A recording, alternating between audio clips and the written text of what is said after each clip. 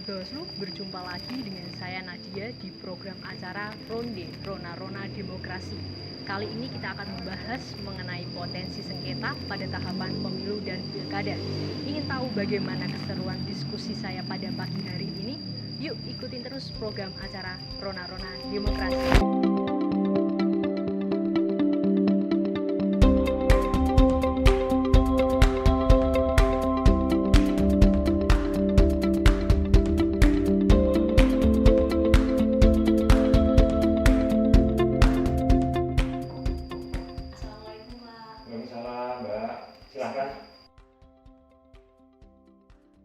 Dan saat ini saya sudah bersama dengan Ketua KPU Kota Salatiga.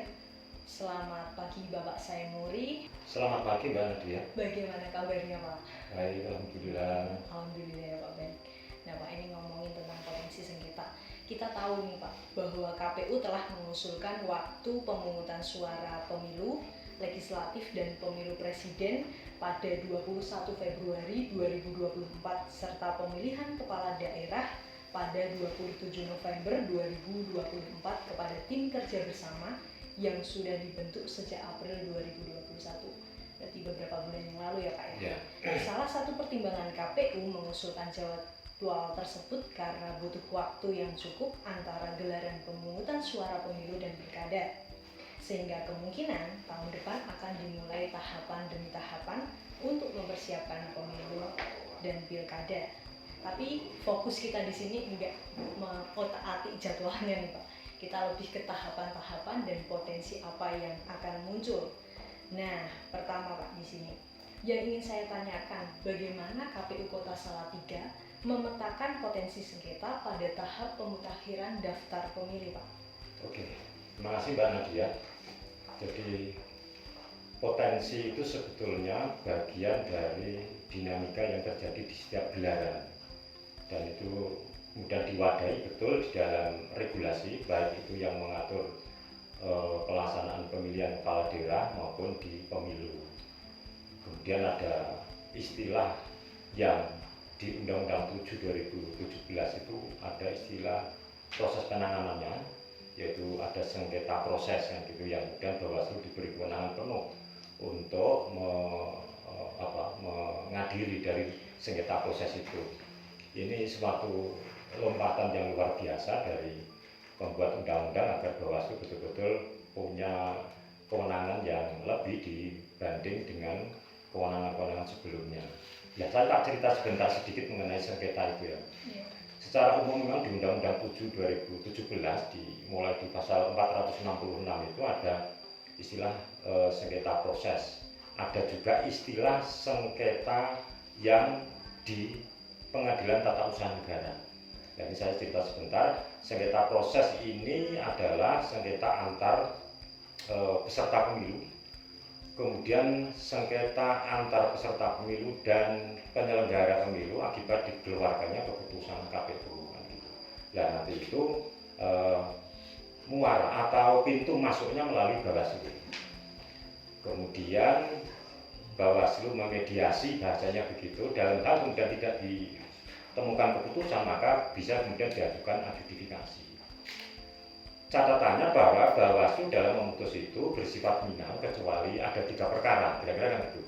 Perkara tentang verifikasi partai politik, kemudian penetapan daftar calon tetap DPR sampai DPD dan sampai DPRD, kemudian adalah pasangan calon. Untuk ini adalah pasangan presiden. Itu di luar kewenangan dari Bawaslu. Dalam hal kemudian 3 hal itu masih dipersoalkan oleh peserta pemilu, maka itu bisa ditempuh melalui jalur tata usaha negara. Nah, ini gambaran sedikit. Nah, kembali lagi persoalan tentang potensi yang akan timbul di dalam proses penyelenggaraan pemilu, mulai dari tahapan pendaftaran daftar calon Mbak tadi pemutakhiran daftar pemilih. Sebetulnya KPU sudah melakukan upaya sedemikian rupa. Mulai hari ini, mulai tahun 2020 itu sudah kita laksanakan adalah proses pemutakhiran daftar pemilih berkelanjutan. Ini artinya upaya KPU di dalam rangka mengakomodasi kepentingan politik warga negara dalam proses pemilu atau pemilihan itu. Sedemikian rupa sudah kita laksanakan. Nah, potensi yang muncul memang ini berkaitan dengan pemilih yang pada saat proses itu dilaksanakan tidak proaktif, sehingga apapun yang dilaksanakan KPU tentu ada kekurangan lah pasti gitu kan. Tidak kemudian apa yang dilaksanakan itu sempurna betul lah. Dalam hal nanti ada pemilih yang memenuhi syarat sebagai pemilih itu tidak terakomodasi di dalam daftar, maka itu menjadi potensi. Nah, oleh karena itu kita mengharap kepada semua, termasuk teman-teman partai politik, agar sejak awal itu bisa menyelesaikan masalah ini. Jangan sampai nanti masalah ini muncul ketika gelaran tahapan itu sudah berjalan. Nah, oleh karena itu setiap 3 bulan sekali kita laksanakan rapat pleno daftar pemilih berkelanjutan. Kemudian setiap bulan sekali kita laksanakan rapat koordinasi, itu dalam rangka mengurangi potensi-potensi masalah yang muncul akibat keputusan KPU yang menyangkut tentang daftar pemilih itu. Iya, ini yang tentang daftar pemilih. Jika tadi kan sudah dijelaskan oleh Bapak Saimuri tentang pemutahiran daftar pemilih, sekarang kalau pada tahap pendaftaran calon Pak, itu seperti apa? Oke Mbak, jadi saya bisa menyampaikan informasi ini menurut kebiasaan yang muncul. Secara garis besar, potensi masalah itu meliputi 3 garis besar kegiatan tahapan. Yang pertama tadi tentang daftar pemilih, yang kedua nanti tentang proses pendaftaran. Pendaftaran itu bisa mulai dari pendaftaran peserta pemilu, yaitu nanti partai politik dan calon, kemudian sampai penetapannya, kemudian yang selanjutnya adalah kampanye. Karena kalau pungut hitung itu nanti ranahnya sudah berbeda. Ada 3 garis besar kegiatan yang kental sekali akan muncul potensi dari masalah yang muncul itu.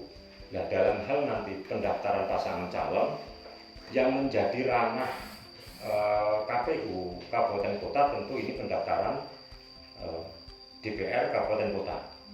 Kalau proses pendaftaran DPR Provinsi, kemudian DPR RI dan DPD beserta Presiden kan ada di KPU Provinsi dan KPU RI kan gitu. Jadi kebagian kami yang Kabupaten Kota itu nanti di proses pendaftaran calon DPR Kabupaten Kota. Nah, ini kental sekali karena memang perlu kami sampaikan undang-undang yang mengatur tentang penyelenggaraan pemilu, yaitu Undang-Undang 7 tahun 2017 itu untuk gelaran pemilu tahun 2024 tidak mengalami perubahan sampai saat ini. Dan para pengambil kebijakan di pusat juga sampai hari ini masih komitmen tidak akan melakukan perubahan terhadap undang-undang itu. Nah, potensi yang muncul kemungkinan juga tidak jauh berbeda dari potensi yang timbul dari pemilu tahun 2019. Jadi bisa jadi nanti itu timbul akibat internal peserta pemilu. Kemudian ada juga nanti potensi-potensi yang timbul dari peserta pemilu dan penyelenggara pemilu. Tapi sejauh ini Mbak, kalau gelaran proses pendaftaran peserta pemilu sampai kemudian penetapan calon, itu artinya di dalamnya ada proses pendaftaran calon, bakal calon DPR, DPRD itu ke KPU. Nah, ketika kami sudah menyampaikan secara detail dan mensosialisasikan beberapa persyaratan tentang pencalonan itu, maka potensi-potensi yang muncul kemudian akan bisa kita kurangi. Sejauh ini memang yang sering menjadi semacam pernik-pernik kecil itu ketika pemenuhan syarat terhadap calon itu. Bagaimana surat-surat, bagaimana kelengkapan administrasi pencalonan itu tidak bisa dipenuhi secara lengkap oleh calon peserta pemilu atau bakal calon DPR-nya itu, sehingga nanti itu memungkinkan akan timbul potensi dari apa yang dinamakan sengketa tadi kan gitu. Nah, mudah-mudahan apa yang kita laksanakan, yaitu mulai rapat koordinasi, kemudian mensosialisasikan beberapa aturan yang menyangkut syarat pencalonan secara masif kepada masyarakat, maka memungkinkan potensi itu bisa kita kurangi. Gitu Mbak Dia. Nah, menarik Pak, dari apa yang sudah Bapak sampaikan tadi ada beberapa tahapan. Nah, salah satunya sekarang kita ke tahapan kampanye Pak. Iya. Seperti apa ini Pak? Apakah tahapan kampanye ini juga menjadi salah satu tahapan yang tidak kalah penting? Mungkin bisa dijelaskan Pak. Iya. Kampanye ini sebetulnya kan bagian dari upaya peserta pemilu dalam rangka menggait simpati masyarakat agar pada saatnya nanti mereka bisa memilih, kira-kira kan gambarnya begitu. Ada beberapa kegiatan seperti penyampaian visi, misi, program dan lain-lain. Nah, inilah kemudian yang sering kita petakan bahwa ketentuan di dalam undang-undang itu yang namanya kampanye itu adalah dimulai 3 hari setelah peserta pemilu ditetapkan. Tapi memang kita bisa lihat proses-proses yang mirip-mirip tentang kampanye, baik itu dengan tata cara mengumpulkan massa atau memasang alat-alat peraga, itu sudah dimulai jauh sebelum tahapan kampanye dimulai. Nah, ini juga menjadi bagian yang sering muncul di dalam potensi masalah itu. Nah, oleh karena itu ini yang perlu kita camkan atau kita sosialisasikan kepada masyarakat, kepada peserta pemilu utamanya, agar ketentuan tentang tata cara pelaksanaan kampanye itu bisa ditaati secara baik supaya pelaksanaan kampanye itu betul-betul memenuhi kaidah-kaidah tentang kepastian hukum dari proses itu. Karena apapun kalau kemudian dilaksanakan tanpa kaidah hukum yang sudah berlaku, maka ada potensi kecacatan dalam tanda petik dari proses yang mereka laksanakan itu. Oleh karena itu tentu ini menjadi gawe kita semua. Bagaimana mengatasi proses kegiatan dalam tanda petik kampanye itu yang dilaksanakan oleh peserta pemilu atau oleh calon sebelum masa kampanye secara umum, secara resmi itu diberlakukan. Ini yang kadang-kadang menjadi persoalan. Termasuk di dalamnya ketika tahapan ini sudah digelar, tahapan kampanye sudah digelar, ada aturan-aturan tentang metode kampanye yang boleh dan tidak boleh. Ini menyangkut umpama alat peraganya, kemudian tata cara penyampaian kampanye itu dengan masyarakat itu diatur. Di mana yang tidak boleh, mana yang boleh, kemudian apa materi yang boleh, apa yang materi yang tidak boleh. Sedemikian detail itu diatur oleh KPU supaya kampanye ini betul-betul dilaksanakan secara fair dan secara akuntabel, supaya gelaran dari kompetisi yang kita laksanakan itu betul-betul dilaksanakan secara regulatif. Masyarakat akan bisa menilai bagaimana nanti kegiatan atau pelaksanaan kampanye yang dilaksanakan oleh peserta pemilu itu bisa sesuai regulasi atau tidak. Tentu masyarakat akan bisa menilai, menghalalkan segala cara atau tidak, nanti masyarakat akan menilai. Tapi potensi-potensi kecil yang timbul itu bisa di dalam tahapan kampanye, bisa juga di luar. Bahkan ini yang sering kita jumpai adalah kegiatan-kegiatan peserta pemilu yang dilaksanakan sebelum masa kampanye itu dilaksanakan atau kemudian itu dibenarkan oleh aturan.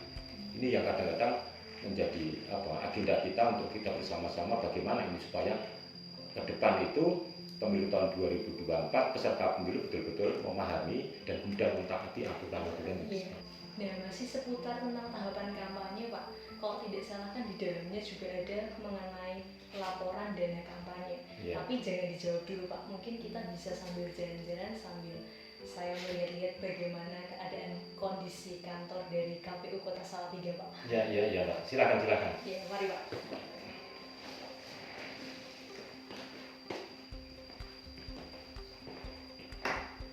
Nah, mungkin bangunan KPU ini juga udah lama Pak atau baru? Ya, ini yang kantor ini sudah semenjak tahun 2010. Nah, ini gedungnya itu milik KPU, sementara tanahnya proses hibah. Dan sekarang sudah proses balik nama dari pemerintah kota ke KPU Kota Salatiga. Iya. Dan proses balik nama. kalau kantor. Ya, mungkin bisa dijelaskan Pak tentang laporan dana kampanye menyambung yang tadi. Ya. Secara prinsip tentang dana kampanye itu dibagi menjadi 3, yaitu tentang pembukaan rekening, kemudian penerimaan, yang ketiga adalah penggunaan. Nah, potensi yang muncul biasanya adalah di setiap tahapan itu ada batas waktu penyampaian. Satu contoh, laporan akhir dana kampanye itu diserahkan kepada KPU 3 hari sebelum proses pemungutan suara itu. Nah, dalam hal itu tidak memenuhi, maka nanti berpotensi akan mengganggu dari proses tahapan, karena ini ada sanksinya kalau laporan akhir dana kampanye tidak diberikan ke KPU, karena ini menjadi ketentuan di dalam regulasi yang itu. Nah, oleh karena itu mudah-mudahan nanti peserta pemilu di pemilu tahun 2024 itu betul-betul taat aturan itu, baik yang menyangkut semua tahapan, termasuk di dalamnya adalah tentang laporan dana kampanye. Nah, ini yang juga harus kita konsen betul, antisipasi, sehingga nanti pada saatnya di setiap tahapan proses pelaporan dana kampanye itu bisa ditaati oleh peserta pemilu, sehingga clear, tidak ada masalah. Wah, sepertinya kita bisa sambil duduk dulu santai di Oke, sini Pak, Mbak. sambil menikmati ini pohon duriannya kok berbunga semua ya Pak. Saya masih kental. Ya, masih mengenai tahapan Pak. Selanjutnya mengenai tahapan masa tenang. Apakah dimungkinkan potensi sengketa banyak terjadi juga Pak di tahapan ini? Iya Mbak, jadi masa tenang itu adalah masa 3 hari sebelum proses pemungutan suara itu dilaksanakan. Dan ketentuannya memang segala bentuk kampanye di masa tenang itu sudah tidak diperbolehkan. Nah, potensi yang sering muncul memang di seputaran kampanye. Apakah ini menyangkut proses pemasangan, jadi masih ada alat-alat peraga kampanye itu yang masih terpasang gitu. Karena ketentuannya segala bentuk macam kampanye itu sudah tidak diperbolehkan, termasuk di dalamnya adalah pemasangan alat peraga itu. Nah, inilah kemudian yang sering juga menjadi perhatian kita. Nah, oleh karena itu nanti kita bersinergi untuk memberikan penjelasan kepada peserta pemilu, mudah-mudahan bisa ditaati. Namun dalam hal tidak bisa, maka ini akan menjadi satu pekerjaan kita sebagai penyelenggara pemilu, termasuk di dalamnya adalah Bawaslu yang harus dalam konteks pembersihan alat peraga di masa tenang, supaya pada saat pemungutan suara itu tidak ada satupun alat peraga yang muncul. Di samping itu masih ada beberapa hal yang juga akan muncul, karena seringkali peserta pemilu itu di dalam masa tenang itu adalah waktu terakhir dia memantapkan dalam tanda petik konsolidasi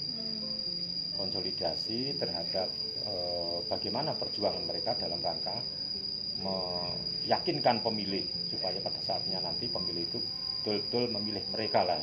Ini juga muncul yang namanya potensi-potensi yang akan kita temui, baik itu dilakukan oleh calon atau dilaksanakan oleh peserta pemilu. Nah, oleh karena itu mari nanti secara bersama-sama agar sejak dini tentang beberapa hal yang memungkinkan akan muncul proses sengketa itu di setiap tahapan, maka nanti secara bersama-sama kita sadarkan betul kepada peserta pemilu, kepada kita semua, supaya gelaran itu bisa dilaksanakan sesuai regulasi. Kalau potensi yang muncul di tahapan masa tenang ya seputaran kampanye dan kegiatan-kegiatan konsolidasi akhir peserta pemilu dalam rangka menuju di hari pemungutan suara itu. Itu Mbak. Terakhir Pak, pada tahapan tungsura bagaimana Pak? Apakah pada tahapan ini juga menjadi tempat munculnya banyak potensi sengketa? Ya, potensi itu sebetulnya tinggal kita memanai dalam konteks gelaran tahapan sejak awal sampai akhir tadi, termasuk di dalamnya adalah pada saat proses pemungutan dan penghitungan suara. Tapi secara garis besar begini, kalau perselisihan hasil itu sudah ada mekanisme penyalurannya sendiri. Jadi nanti dalam hal peserta pemilu tidak puas terhadap ketentuan tentang hasil pemilu, itu bisa menempuh di Mahkamah Konstitusi, sudah diatur sedemikian. Tapi sekalipun begitu, pernik-pernik yang muncul di dalam proses pelaksanaan gelaran untuk pemungutan dan penghitungan suara. Nah, sedemikian rupa kalau kemudian kita tidak bisa antisipasi dengan baik, maka juga tidak menutup kemungkinan akan munculkan potensi sengketa itu. Jadi satu contoh bagaimana persiapan untuk proses pemungutan suara, mulai dari penyediaan tempat, nanti mekanisme dan tata cara pemungutan suara. Tentu kita sudah dipandu oleh PKPU bagaimana menyiapkan itu, dan mudah-mudahan bisa terlaksana dengan baik. Nah, memang di luar itu ada juga kegiatan yang dilaksanakan oleh masyarakat, termasuk oleh peserta pemilu dalam rangka, bahasa saya tadi, konsolidasi akhir, karena masih ada peluang, masih ada kesempatan terakhir bagaimana peserta pemilu itu mengkonsolidasikan dirinya dan kepada masyarakat itu di detik-detik akhir menjelang pemungutan suara itu. Dan potensi yang muncul biasanya adalah potensi-potensi bagaimana upaya peserta pemilu untuk menggait lah, kira-kira begitu, menggait dari pemilih agar mereka menggunakan hak pilihnya sesuai dengan arahan atau pilihan dari peserta pemilu. Nah, ini tentu harus kita waspadai bareng-bareng semua, supaya nanti potensi-potensi yang muncul, baik itu yang menyangkut proses persiapan pelaksanaan, kemudian pelaksanaan pemungutan sampai nanti di penghitungan suara, agar kita betul-betul bisa antisipasi dengan baik. Dan mudah-mudahan kita semua bisa siapkan itu semua, sehingga tidak memungkinkan akan ada potensi yang muncul, baik ini dari penyelenggara maupun oleh peserta pemilu itu. Baik Bapak Sae-Muri, Yeah. Mungkin sebelum kita akhiri diskusi kita, walaupun diskusi ini sudah sangat menarik ya Pak ya, dari awal pertengahan kita membicarakan tentang tahapan, mungkin ada pesan dan kesan yang bisa Bapak sampaikan kepada teman-teman atau sahabat Bawaslu yang sedang menyaksikan program Rona Demokrasi ini Pak. Iya, yang saya sampaikan dari awal sampai akhir tentang potensi sengketa itu sebetulnya lebih ke hal-hal yang bersifat imajinatif, karena gelaran pelaksanaan pemilu di Kota Salatiga utamanya itu belum pernah kita mengalami itu, sehingga yang saya sampaikan adalah lebih pada potensi-potensi secara imajinatif. Nah, itu bisa kita minimalisir kalau kita internal penyelenggara pemilu, baik itu KPU maupun Bawaslu, itu bersinergi betul. Bagaimana menyampaikan informasi kepada masyarakat, kepada peserta pemilu tentang hal-hal yang mengatur bagaimana di setiap tahapan itu dilaksanakan. Dan kemudian peserta pemilu bisa memahami dan memaknai secara utuh dari ketentuan itu. Kalau kedua pihak itu bisa bersinergi dengan baik, maka gelaran pemilu mulai tahapan awal sampai akhir itu dimungkinkan tidak akan ada potensi atau terjadinya sengketa pelaksanaan pemilu itu, baik sengketa kemudian yang menyangkut proses maupun sengketa yang muncul yang dibawa ke tata usaha negara maupun proses sengketa hasil pemilu. Nah, kalau kita sudah bisa memahami semua, mudah-mudahan nanti gelaran pemilu tahun 2024 itu tidak akan terjadi itu. Oleh karena itu, ini bagian dari yang perlu kita tekankan betul, utamanya adalah dari sisi internal penyelenggara pemilu antara KPU dan Bawaslu bersinergi menjalankan semua kegiatan tahapan itu dan menyampaikan informasi kepada publik, termasuk kepada peserta pemilu, bagaimana ketentuan-ketentuan tentang pelaksanaan tahapan itu, dan termasuk di dalamnya adalah larangan-larangan. Kalau ini bisa kita pahami semua, maka nanti mudah-mudahan potensi dari sengketa itu tidak akan muncul, karena semakin minim potensi sengketa, maka itu sebetulnya bagian dari kesuksesan penyelenggaraan. Kesuksesan penyelenggaraan itu juga bisa diukur dari bagaimana gelaran ini dilaksanakan, tidak hanya pada akhir hasil dari pelaksanaan pemilu itu sendiri. Gitu, Ya, Mbak. terima Ya. kasih Bapak Saimuri Ya, atas sama-sama. waktu dan kesempatan. Semoga apa yang sudah Bapak sampaikan dapat bermanfaat bagi sahabat Bawaslu yang sedang menyaksikan program Rona-Rona Demokrasi. Baik, demikian program acara Rona-Rona Demokrasi. Sampai jumpa.